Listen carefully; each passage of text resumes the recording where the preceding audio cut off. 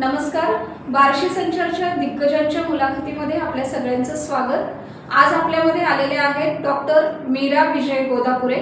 तुमचं या ठिकाणी स्वागत. नमस्कार. नमस्कार मॅडम. नमस्कार मॅडम स्त्रीरोग तज्ज्ञ व प्रसूती चिकित्सक आहेत. गेल्या 1987 पासून 38 वर्ष त्यांनी आपल्या या वैद्यकीय क्षेत्रामध्ये कार्य केलेलं आहे.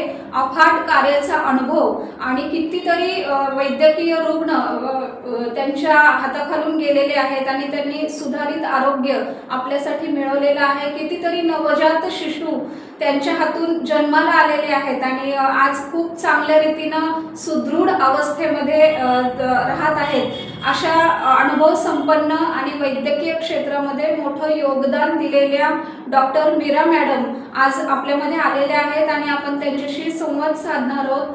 त्यांचा या कार्यक्षेत्रामधला प्रवास आणि त्यांनी मिळवलेले पुरस्कार, त्यांना जे अनुभव आले त्या सगळ्यांची माहिती आपण घेणार आहोत, त्यांच्याशी संवाद साधणार आहोत. त्यापूर्वी आपण त्यांच्या कार्याचा आढावा या चित्रफितीमधून बघणार आहोत. पाहूया चित्रफित. डॉक्टर सौ मीरा विजय गोदेपुरे स्त्रीरोग तज्ज्ञ व प्रसूती चिकित्सक यांची जन्मभूमी हैदराबाद तर कर्मभूमी बार्शी असलेल्या डॉक्टर मीरा मॅडम यांना त्यांच्या वैद्यकीय क्षेत्रातील योगदानाबद्दल नुकताच 1 जुलै 2025 रोजी आयुष व्यसनमुक्ती केंद्राच्या वतीने जीवनगौरव पुरस्काराने सन्मानित करण्यात आले. त्याबद्दल त्यांचे हार्दिक अभिनंदन. डॉक्टर मीरा मॅडम यांनी 1987 साली वैद्यकीय पदवी घेतली तर 2007 रोजी मानसशास्त्र विषयात प्रथम श्रेणी उत्तीर्ण होऊन BA पदवी संपादन केली. सुरुवातीचे 10 वर्ष बार्शी येथील हिरेमठ हॉस्पिटल येथे कार्यरत तर 1 वर्ष कॅन्सर हॉस्पिटलच्या सर्व्हायकल कॅन्सर डिटेक्शन कॅम्पमध्ये कार्य. शिवाजी कॉलेजच्या नर्सिंग कॉलेजमध्ये प्राध्यापक. प्रिव्हेंटिव्ह ऑब्स्टेट्रिक्स विषयी अनेक आंतरराष्ट्रीय परिषदांना उपस्थिती दर्शवली.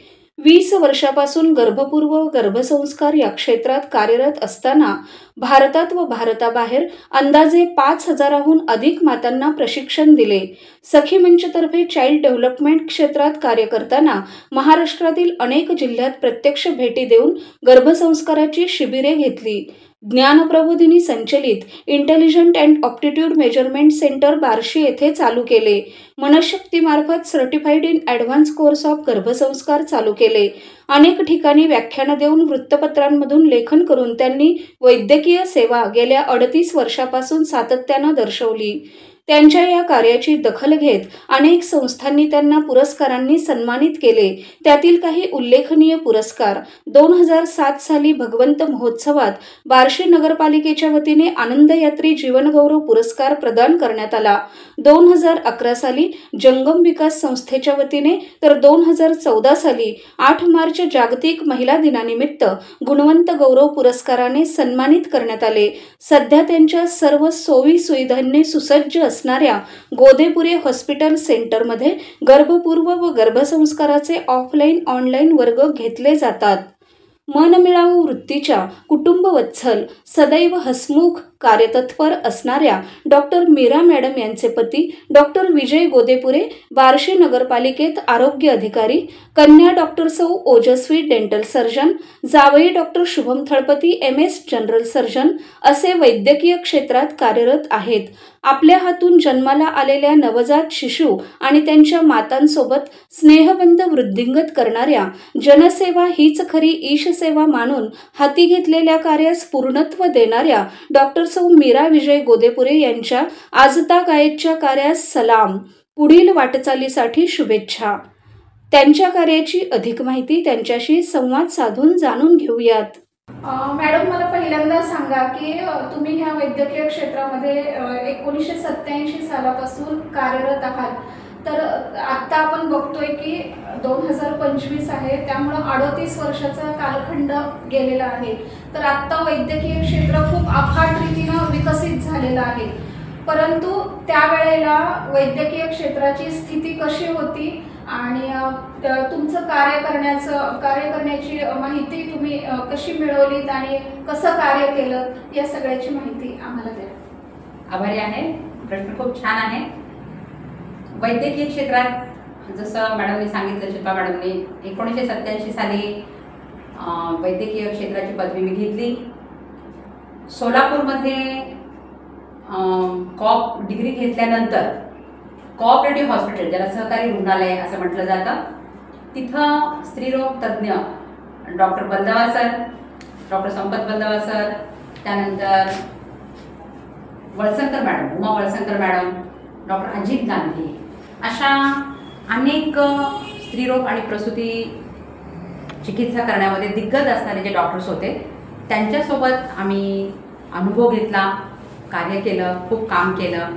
आणि अशातच बार्शीला यायचा योग आला की आपल्या बार्शीतली जे काही हिरेमठ हॉस्पिटल आहे तिथे एम्प्लॉयमेंट एक्सचेंजद्वारे सिलेक्शन झालं आणि बार्शीमध्ये 1987 साली मी स्त्रीरोग विभागात देशपांडे मॅडमबरोबर काम करायला सुरुवात केली. तेव्हाचं हिरेमठ हॉस्पिटल हे फार बलाढ्य आणि दिग्गज हॉस्पिटल, म्हणजे अगदी पंचक्रोशीतील, महाराष्ट्रातील अनेक लोक ट्रीटमेंट घेण्यासाठी येत असत. आणि तेव्हा जे काही डॉक्टर होते ते अगदी धन्वंतरी समान डॉक्टर त्या काळी सेवा देत होते.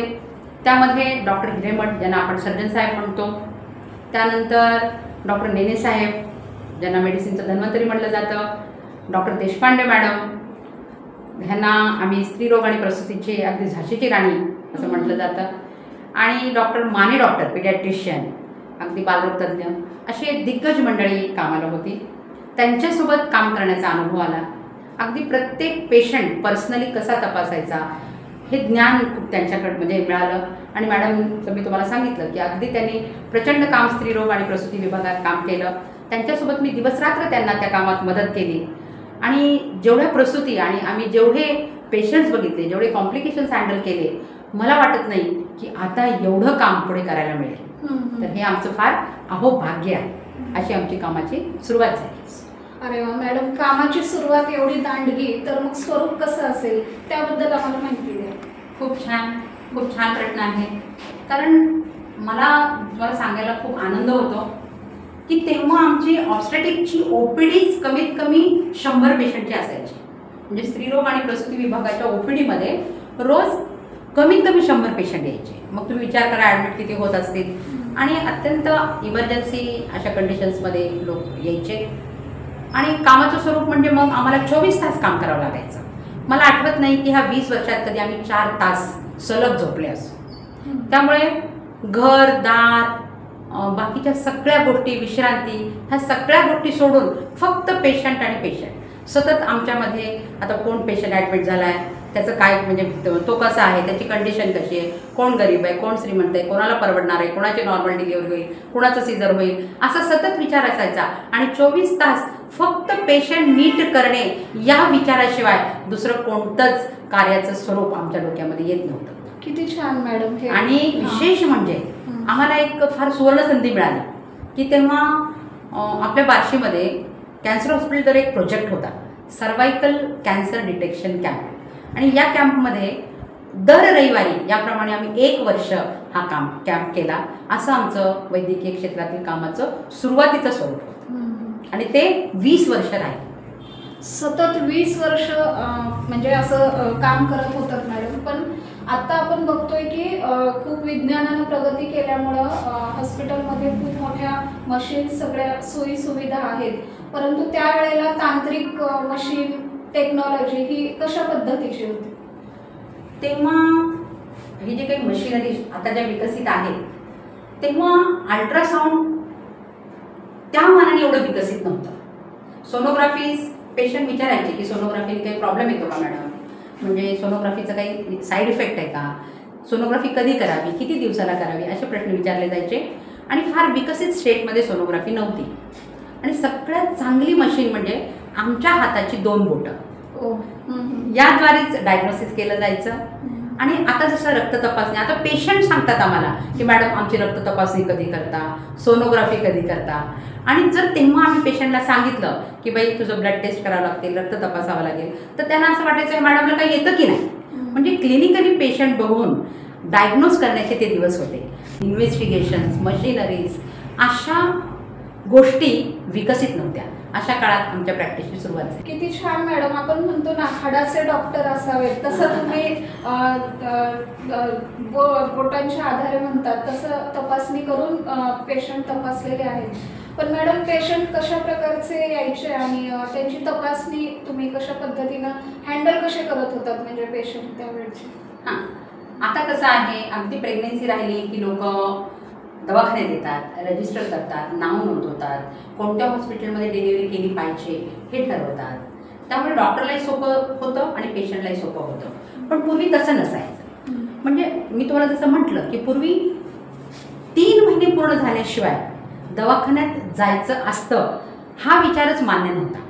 जसं मी तुम्हाला म्हटलं की सोनोग्राफी, तपासण्या ही तर लांबची गोष्ट आहे, परंतु 3 महिने होईपर्यंत दवाखान्यात लोक येतच नसत आणि काही लोक जे येत असत तर ते 3 महिने पूर्ण झाल्यावर येत असत. म्हणजे प्रत्येक आमच्याकडे डिलिव्हरी येणारा पेशंट हा अँटीनेटल चेकअप केलेलाच असेल असं नसेल. अगदी काहीच टक्के लोक अँटीनेटल रेग्युलर चेकअपला येत. मग त्यामुळे आलेला पेशंट लोकांना भीती होती की हॉस्पिटलमध्ये गेलं की सिझर होतं का, सिझरची फार भीती त्या काळात होती. त्यामुळं होम डिलिव्हरीचं प्रमाण त्या काळी जास्त होतं. तर त्यामुळे आलेला पेशंट नॉर्मल डिलिव्हरी बऱ्याच आम्ही कंडक्ट केल्या. त्यानंतर ट्विन म्हणजे जुळं म्हणतो आपण त्याला, जुळ्या पण डिलिव्हरी भरपूर नॉर्मल झाल्या. माझ्याकडे ते एक विशेष पेशंट आहे म्हटलं असताना त्या पेशंटचं नावही आज मला लक्षात आहे, सुशीलाबाई कात्रे.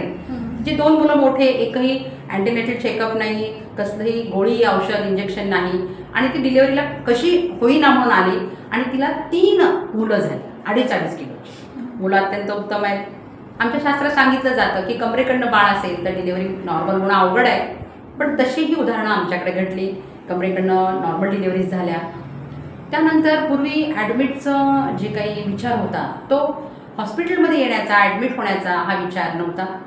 घरीच डिलिव्हरी केली जायची.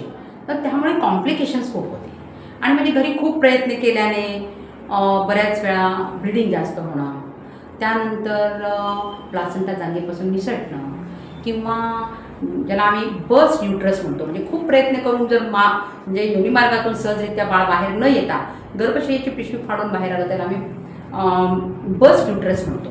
अशी कॉम्प्लिकेशन्स भरपूर निर्माण झाली आणि माल न्यूट्रिशन हा प्रॉब्लेम तर होताच आणि त्यामुळे ॲनिमिया, रक्त कमी असणे, जॉन्डिस, प्रेग्नेन्सीमध्ये BP वाढला तरी लक्षात नाही येणं, त्यामुळं प्रेग्नेन्सी कॉम्प्लिकेशन ज्याला आम्ही इक्लाम्शिया म्हणतो, टॉक्सिमिया, इक्लाम्शिया म्हणजे झटके येणे, BPमुळे झटके येणे, टॉक्सिमिया, असे अनेक पेशंट्स यायचे. त्यामुळे त्या काळी तसं आपल्याकडे म्हटलं जातं की प्रसूती ही मातेचा दुसरा जन्मच असतो आणि ते का हे जास्त त्या काळात पाहायला मिळालं. आता जे विकसित झालेलं आहे त्याचं प्रमाण खूप कमी झालेलं आहे, पण असे कॉम्प्लिकेशन्स आम्ही खूप पाहिली, खूप हँडल केली. पण समाधान एकच आहे की अशा पेशंटची सेवा करायची आणि त्यांना त्यातून बरं करून जीवदान देण्याचा जे काही निसर्गाने आम्हाला दिलेली संधी आहे तर त्याचं मात्र आम्ही सोनं केलं. किती छान मॅडम. खरंच, कारण म्हणतातच ना बाळ होणं हा स्त्रीचा अंत आणि पुनर्जन्म असतो. आणि तुमच्याकडे असं भरपूर पेशंटचा ओघ होता असं तुमच्या बोलण्यावरून लक्षात येतच. आणि आपण आता बघतोय की हिरेमठ हॉस्पिटलमध्ये तुम्ही त्यावेळेला कार्यरत होतात, परंतु सध्या आपण बघतोय की 2 मजली तुमचं खूप छान सुसज्ज आणि सगळ्या सोयी सुविधांनी युक्त असं सध्या हॉस्पिटल आहे.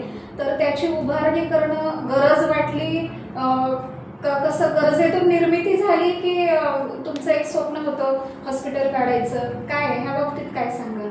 खूप छान प्रश्न आहे. ॲक्च्युली स्वतःचं हॉस्पिटल असावं असं पूर्वीच्या डॉक्टर लोकांना वाटत होतं, पण जेव्हा आम्ही हिरेमठ हॉस्पिटलमध्ये सेवा दिली आणि पर्सनल लेवलवर, म्हणजे मला आठवते की मी प्रत्येक पेशंट अटेंड करायचे.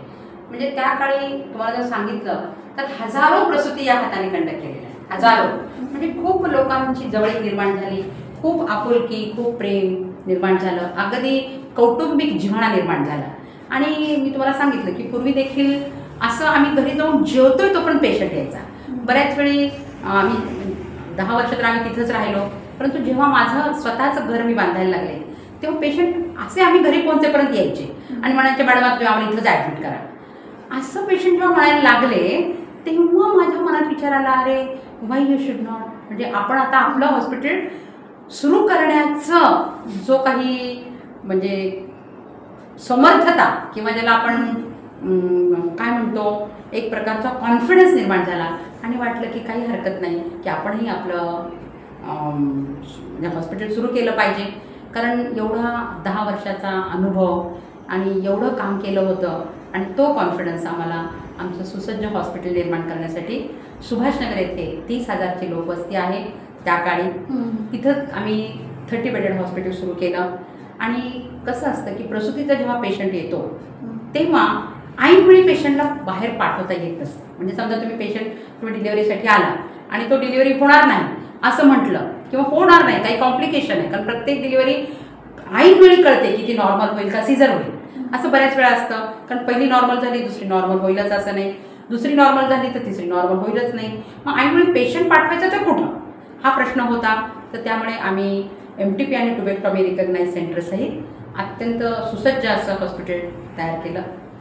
आणि एक झालं जेव्हा स्वतःचं हॉस्पिटल सुरू झालं, रिस्पॉन्सिबिलिटी वाढली, कामाचा टाईम वाढला, अगदी बरेच सिनियर डॉक्टर्स मदतीला येत असत, खूप छान मदत होत असे.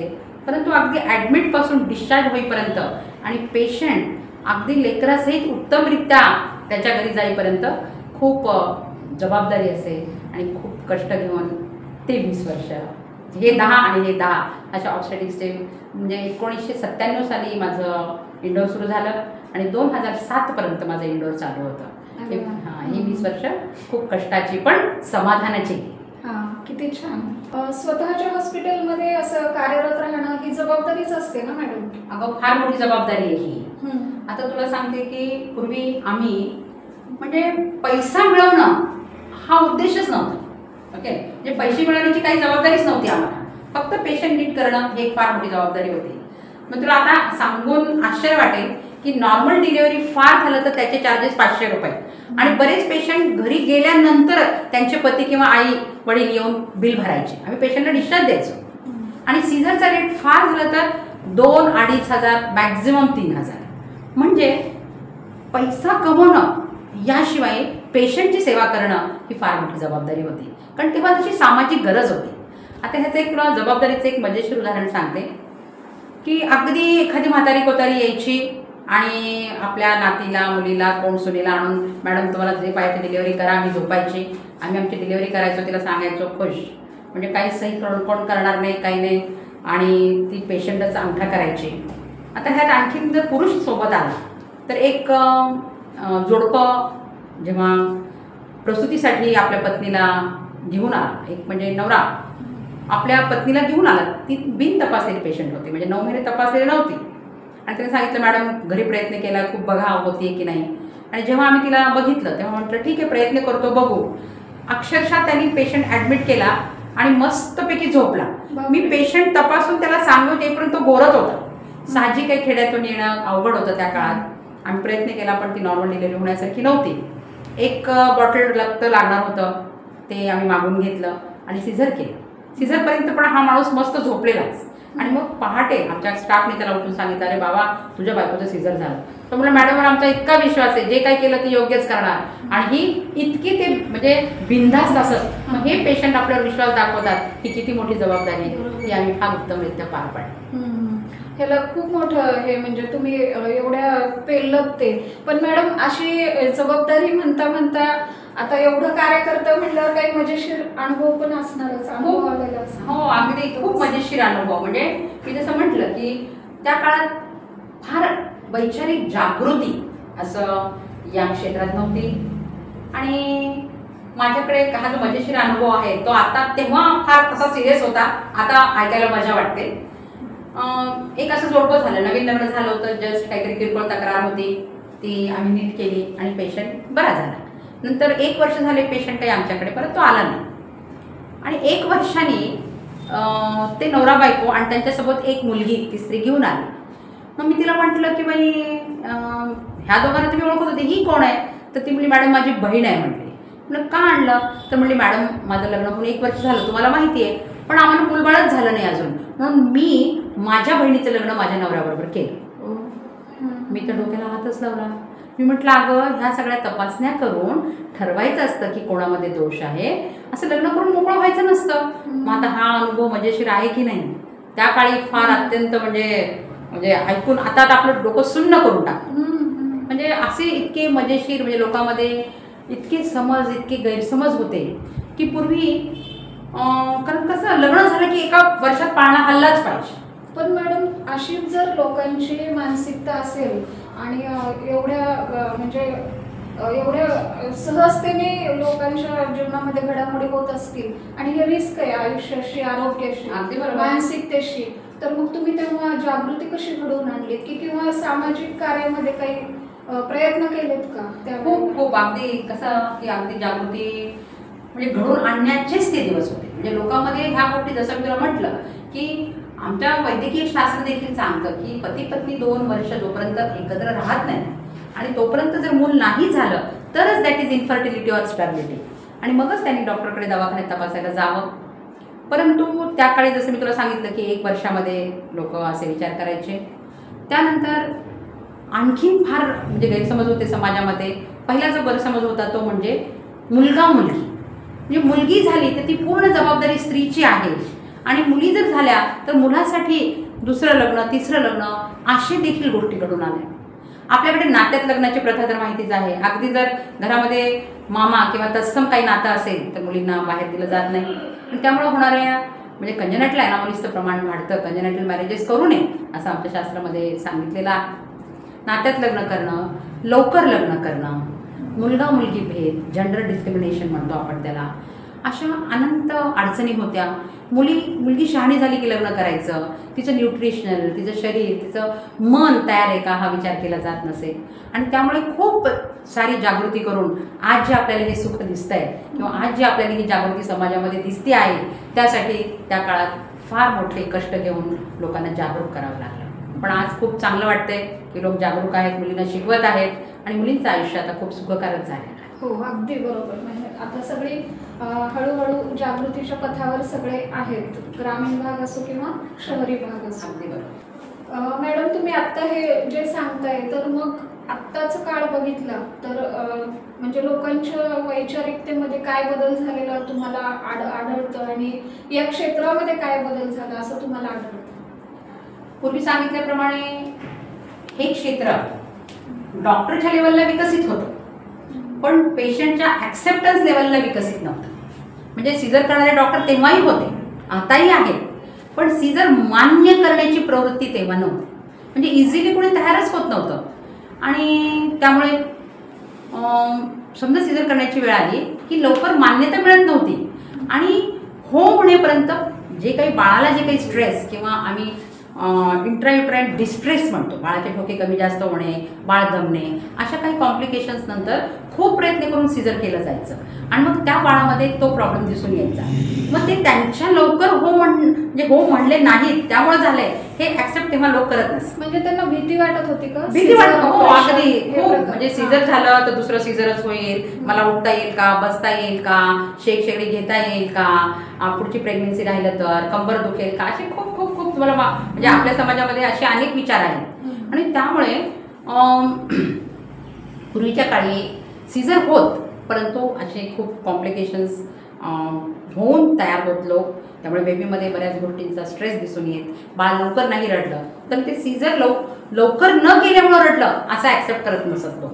ते म्हणायचे की सीझरमुळं झालं तसं. पण आता तसं नाही. आता लोकांना या गोष्टी समजल्या आहेत. आता खूप निष्णात डॉक्टर या क्षेत्रामध्ये आलेले आहेत आणि ट्रीटमेंटच्या म्हणजे जे काही इन्व्हेस्टिगेशन्स, ॲडव्हान्स मशिनरी याची उपलब्धता खूप झालेली आहे. आपल्याकडे एक म्हण आहे की पुढच्याला ठेच आणि मागचा शहाणा. अगदी तसंच झालेलं आहे. आणि पूर्वी कसं की आपल्या आजीला, बहिणीला आपल्याला म्हणजे भरपूर लेकरं होत असते, 5-5, 6-6 आपण बघतो आपल्याला, मावशी 6, काका 6. पण आता शिक्षण वाढल्यामुळे 1 किंवा 2 असं असल्या कारणाने ते बाळ कसं उत्तम होईल हा विचार प्रत्येकामध्ये आहे. आणि तसा विकास, तसं जे काही तंत्र विकसित झालेले आहेत, मशिनरी विकसित झालेले आहेत, अगदी प्रेग्नेन्सी राहिले की लोक येतात आणि खूप उत्तमरित्या ट्रीटमेंट म्हणजे मिळते आणि खूप उत्तमरित्या ते बाळाला जन्म देतात. त्यामुळे खूप सकारात्मक बदल या क्षेत्रामध्ये झालेला आहे. किती छान मॅडम, आपल्याला मगाशीपासून खूप चांगली माहिती देत आहेत. कारण बाळाला जन्म देणं हे स्त्रियांना दिलेली दैवी शक्ती आहे, परंतु त्या शक्तीला जागृत करणं हे वैद्यांचं काम असतं. त्यामुळे असे एक यशस्वी वैद्य आणि जे पारंगत असणारे डॉक्टर्स, वैद्य आपल्यामध्ये सहभागी असणं ही खूप मोठी गोष्ट आहे. आपण त्यांच्याशी संवाद साधतोय आणि खूप चांगल्या गोष्टी जाणून घेतोय. पण मॅडम, ह्या सगळ्या गोष्टी ज्या तुम्ही आतापर्यंत सांगत आलात की वैचारिक जागृती घडवून आणली, हॉस्पिटलमध्ये सगळ्या सोयी सुविधा उपलब्ध केल्या आणि सीझरच्या बाबतीत पण आता आपण जे बोललो की मान्यता लवकर मिळत नव्हती, त्यामुळे बाळावर त्याचा विपरीत परिणाम होत होता, परंतु आता जागृती घडत आहे. तर तुमच्या दृष्टीनं स्त्रियांमध्ये काय बदल झाला असं तुम्हाला आत्ता जाणवतं आज घडीला? आता पूर्वी शिक्षणाला महत्त्व होतं, पूर्वीही शिक्षण दिलं जायचं मुलींना आणि आताही दिलं जातं. पण पूर्वीच्या शिक्षणामध्ये आणि आताच्या शिक्षणामध्ये थोडासा कौटुंबिक बदल आहे. म्हणजे पूर्वी जेव्हा मुलीला शिकायचं तेव्हा घरातनं परवानगी मिळायची, परंतु तिला सांगितलं जायचं की तू शिकतेस, काही हरकत नाही, आमचा पूर्ण तुला सहभाग आहे, परंतु तू जी काही शिकते आहेस त्या पदवीच्या शेवटच्या वर्षाला किंवा ती पदवी झाल्या तुला लग्न करावे लागेल. म्हणजे कौटुंबिक व्यवस्था ही अत्यंत त्या काळी बॅलन्स्ड होती आणि त्या मुलीची पण तयारी असायची की नाही, मला शिकून लग्न करायचं आहे आणि त्यामुळे योग्य वेळी लग्न व्हायची. आणि योग्य वेळी लग्न झाल्या कारणाने लेट प्रेग्नन्सी कॉम्प्लिकेशन्स, एल्डरली प्रायमेपॅरा किंवा एल्डरली वय 30च्या पुढं जर प्रेग्नन्सी गेली तर कॉम्प्लिकेशन्स बरेच आढळून येऊ शकतात. तर हे कॉम्प्लिकेशन्स त्या काळी कमी होते आणि त्यामुळे मुली जरी सुशिक्षित असल्या आणि डिग्री घेत असल्या तरी कौटुंबाची जबाबदारी ते फार लवकर पेलायच्या. तर हा बदल मात्र पूर्वी होता. आता थोडासा वैचारिक बदल झालेला आहे आणि आता जसं हम दो हमारे दो, हम दो हमारा एक असं सुरू झालेलं आहे. त्यामुळे लग्न जरी वेळेवर झालं तरी मुलाची जबाबदारी घ्यायला प्रत्येक जोडपं लवकर तयार होईलच असं नाही. तर त्यांनी हा विचार करावा असं मला वाटतं. कारण पहिली प्रेग्नन्सी ही 25 ते 26च्या दरम्यान आणि दुसरी प्रेग्नन्सी 30च्या आत जर झाली तर त्या वयामुळे होणारे कॉम्प्लिकेशन्स निश्चित टाळता येते. खूप छान मॅडम, आपण मगाशीपासून खूप चांगली माहिती घेतोय आणि आता मुलाखतीच्या शेवटाला चाललेलो आहोत. तर तुम्ही जे आता स्त्री जीवनातलं स्थित्यंतर, मानसिकता, शारीरिकता आणि शैक्षणिक वैचारिकता ह्या सगळ्या बाबतीत बोललात, तर याचे फायदे भरपूर झालेले आहेत, परंतु काही तोटे झालेत का? तुमच्या दृष्टीने काय वाटतं? खूप छान प्रश्न आहे. कोणतीही नवीन गोष्ट आली की प्रत्येक गोष्टीचे फायदे आणि तोटे असतात. तसं मुलींच्या दृष्टीने खूप फायदे झाले. जेव्हा मुली शिकल्या, बाहेर पडल्या, स्वतःच्या पायावर उभं राहायला लागल्या आणि आर्थिकदृष्ट्या सक्षम झाल्या, तेव्हा मुलीच्या प्रत्येक मताला मान मिळायला लागला. हा फार मोठा सहभाग. पूर्वी घरातल्या बऱ्याच कार्यामध्ये स्त्रीचं मत घेतलंच जायचं असं नव्हतं. काही घरात घेतलं जायचं, काही घरात घेतलं जात नव्हतं. पण जेव्हा ती आर्थिक जबाबदारी सांभाळायला लागली तेव्हा तिला गणल्या गेलं, तिच्या महत्त्वाला किंमत दिल्या गेली. परंतु जेव्हा आर्थिक जबाबदारी येते तेव्हा बाकीच्या गोष्टी बऱ्याच वाढल्या. तिला घर सोडून बाहेर जावं लागलं. त्यामुळे सामाजिक ताण, आर्थिक ताण, बऱ्याच गोष्टींचा बॅलन्स, रिलेशनमध्ये बॅलन्स, ह्या सगळ्या गोष्टी करता करता तिचं स्वतःकडं थोडंसं दुर्लक्ष व्हायला. हा तोटा थोडासा झाला.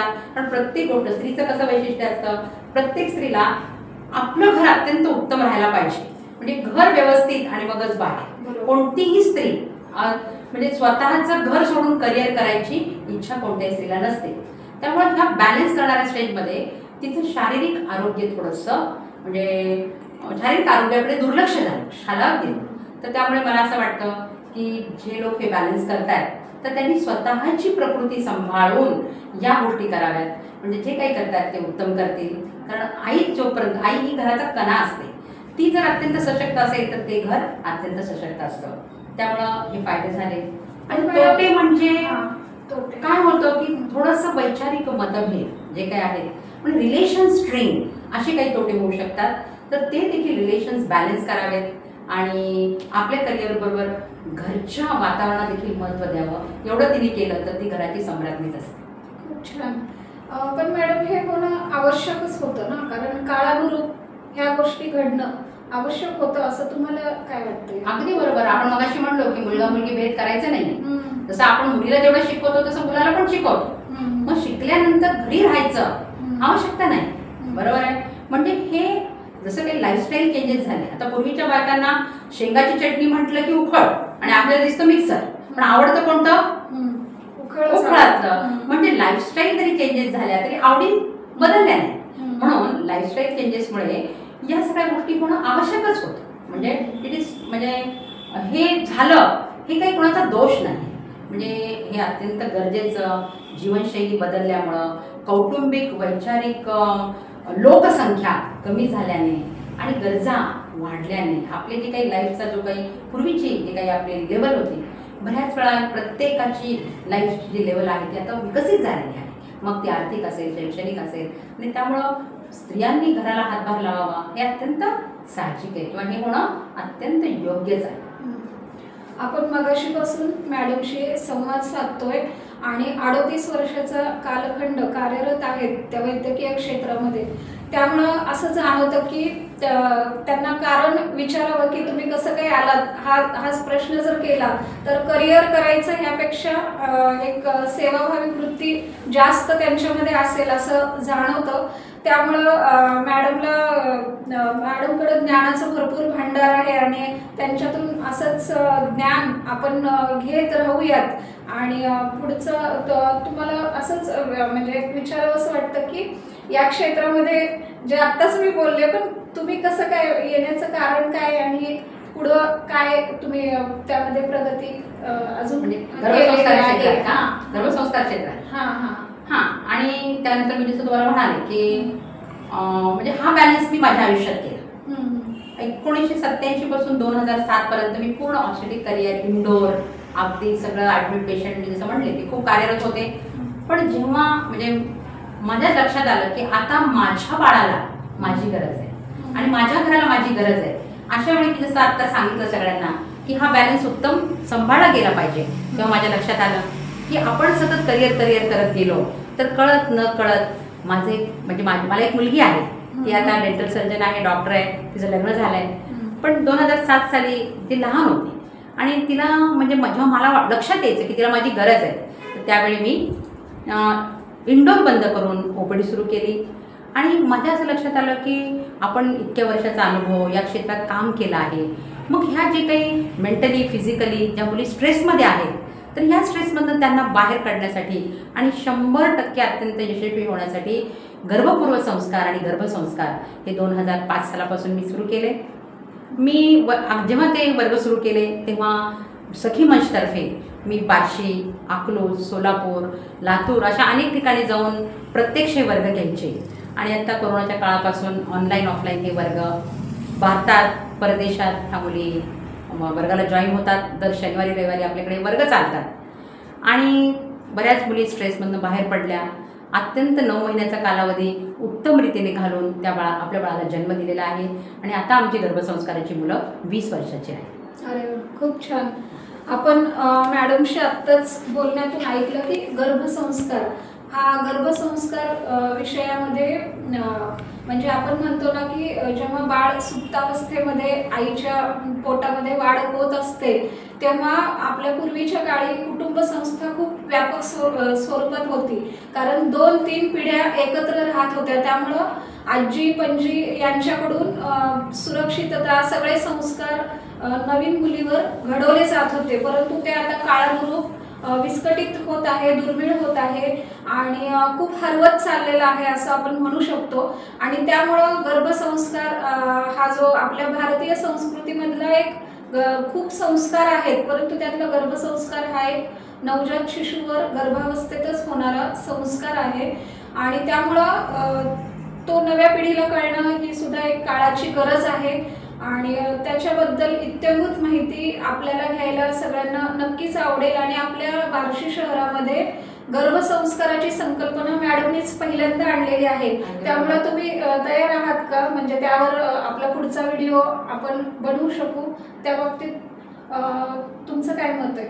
मी तुम्हाला आता सांगितलं की 3 जनरेशनच्या डॉक्टर बरोबर मी काम केलं. पूर्वीचे डॉक्टर, त्यानंतर मधला कालावधी आणि आताची येणारी मुलं.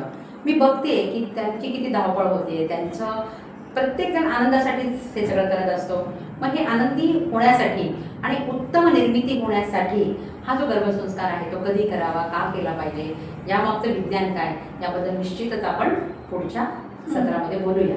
नक्की नक्की बोलूया. आणि मॅडम तुम्ही आत्ता इथे आलात, खूप छान संवाद साधलात, त्याबद्दल धन्यवाद. धन्यवाद. व्हिडिओ कसा वाटला नक्की कळवा. पुन्हा भेटूयात पुढच्या व्हिडिओमध्ये. तोपर्यंत धन्यवाद. थँक्यू.